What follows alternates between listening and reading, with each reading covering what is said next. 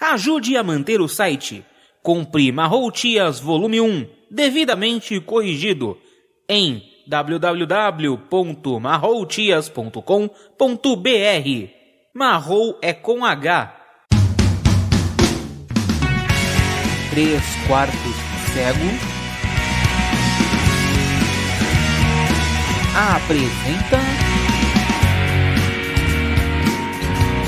Marrou Tias.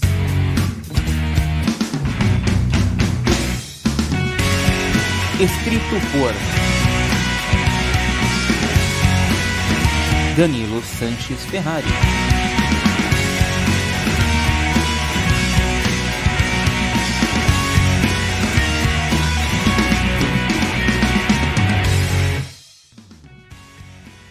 O novo membro.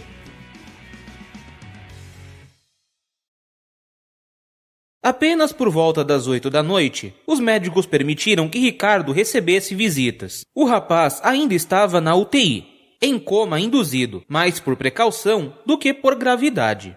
Os médicos diziam que tinha sido bom Ricardo ter vomitado sangue, pois durante a cirurgia, as manchas de sangue que os exames mostravam estavam milagrosamente menores. Segundo mensagens que Laura havia mandado para Stephanie, isso poderia ser por causa do próprio mecanismo de defesa. Já que Stephanie havia se revelado, não havia por que Ricardo ficar machucado. Mas tudo isso estava no campo da especulação, já que nenhum dos animais que Laura conhecia sabia muito sobre aquelas frutas.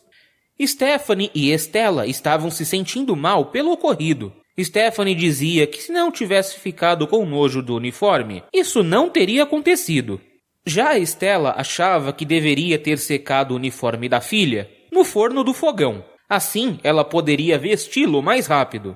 Mas o mais incrível era que Viviane também estava se sentindo culpada, já que ela tinha feito Ricardo sair da cozinha envergonhado. Otávio ficou com a missão ingrata de contar a verdade aos pais do rapaz. Mas até o momento da visita, ele não tinha feito isso. Após a visita, os pais de Ricardo voltaram para a recepção do hospital animados, pois, segundo eles, o filho havia acordado, e pelo que tinham percebido, ele não estava com sequela alguma.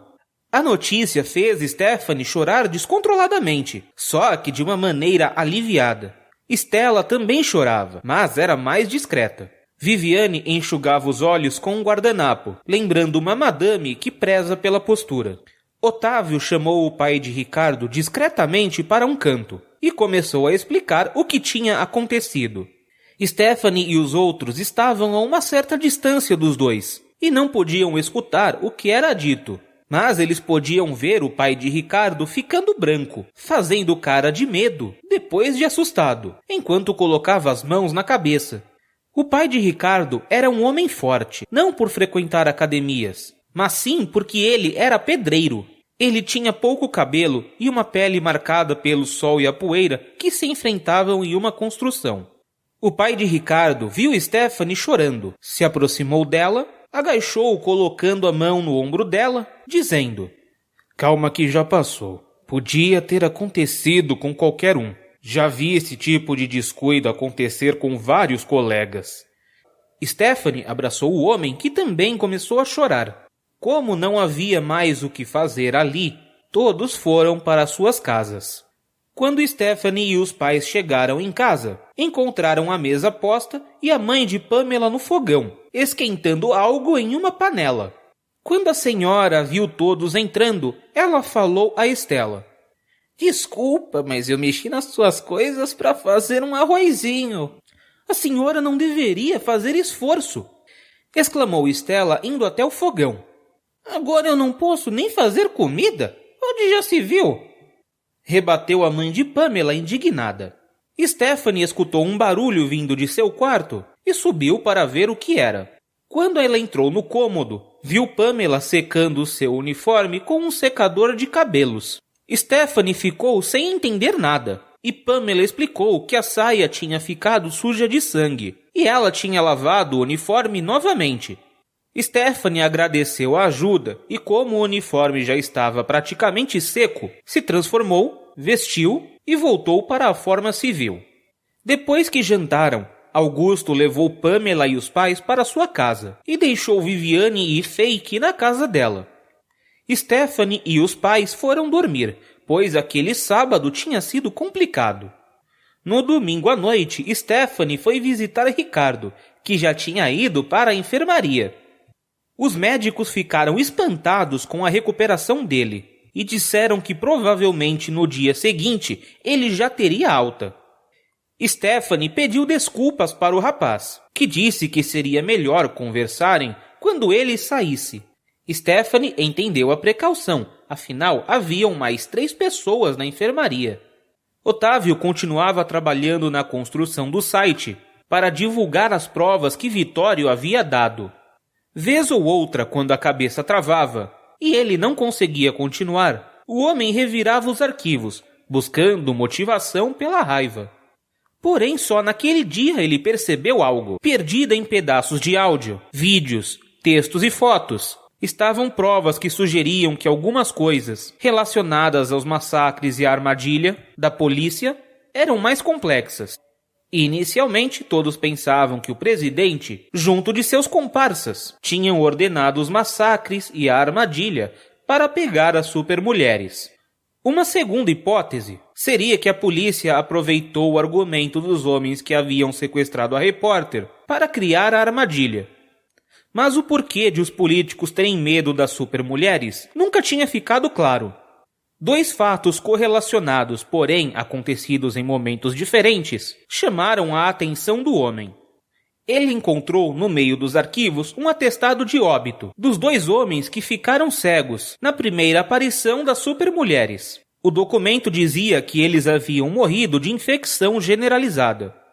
Era bastante estranho, mas o que deixou as coisas mais estranhas ainda foram um boletim de ocorrência e outro atestado de óbito, que pertenciam ao menor que tinha visto o Indy.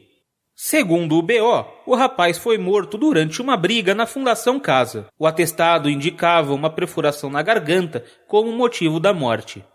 Otávio pediu o comunicador da filha e começou a contar o que tinha descoberto. Leidiane disse que não tinha ficado sabendo dessas mortes e ficou mais preocupada do que já estava. O marido de Jéssica assumiu a missão de contar a descoberta para Vitório. Na segunda à tarde, Ricardo teve alta e saiu do hospital direto para a casa de Stephanie. A mãe do rapaz não tinha aceitado tão bem o fato do filho quase ter morrido por causa desse segredo. E assim como Estela no início, ela não gostava de imaginar os perigos que essa história de luta contra o crime podia reservar. A mãe do rapaz e Estela ficaram conversando na cozinha. Já Ricardo subiu com Stephanie para o quarto dela. Quando chegaram lá, Ricardo fez apenas uma pergunta. Por que a Viviane sabia e eu não? Ela só se envolveu nisso por causa do Fake, o cachorro dela. Ele fala. Respondeu Stephanie, começando a chorar. E qual o problema de ele falar? Voltou a questionar o rapaz. O comandante Vitório ficou com medo do cachorro acabar falando sobre nossas identidades e colocar muita gente em perigo.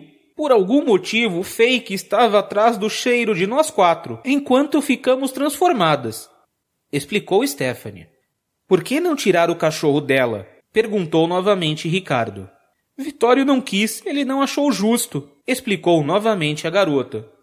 E como eu posso ajudar? Perguntou Ricardo sorrindo. Stephanie correu na direção do rapaz e se jogou com força na direção dele, o abraçando. Ricardo perdeu o equilíbrio e caiu de costas no chão. Stephanie começou a beijá-lo com toda a vontade que tinha e sentiu o rapaz ficar animado, enquanto ele passava as mãos sobre o corpo dela.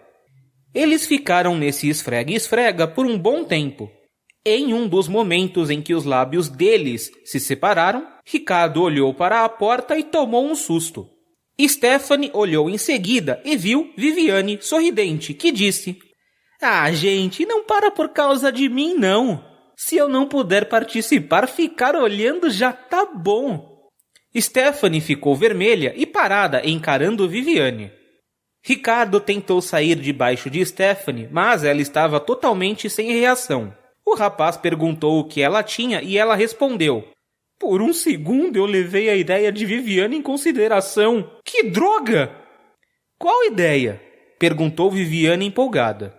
A de você participar, respondeu Stephanie, corando mais ainda. Ricardo soltou uma exclamação enquanto Viviane agarrou Stephanie e a levou para a cama, se deitando sobre ela, tentando beijá-la. Stephanie começou a empurrar a cabeça de Viviane com as mãos, mandando ela parar. Como Viviane não conseguia alcançar a boca de Stephanie, ela começou a lamber o queixo da amiga. No início, Ricardo ficou excitado, mas naquele momento a situação tinha ido mais para o lado cômico do que para o erótico, e ele começou a rir. Viviane pareceu ofendida e perguntou o porquê ele estava rindo. Ele respondeu: do jeito que a Stephanie está empurrando sua cabeça enquanto você lambe o queixo dela, não é excitante, é uma cena de comédia. Viviane saiu de cima de Stephanie, se sentou na cama e reclamou, enquanto olhava para o queixo da amiga cheio de saliva. O pior é que, pensando bem, tava mesmo, exclamou Viviane. Todos acabaram rindo e Ricardo voltou a perguntar como podia ajudar. Stephanie perguntou se ele sabia mexer na Deep Web para criar uma página e divulgar provas contra os verdadeiros culpados das chacinas. Ricardo contou que já tinha acessado a Deep Web e lido bastante sobre a arquitetura de sites de lá. E aceitou a missão. Continua. Visite o site 3quartoscego.com. Entre em contato através do e-mail contato@3quartoscego.com.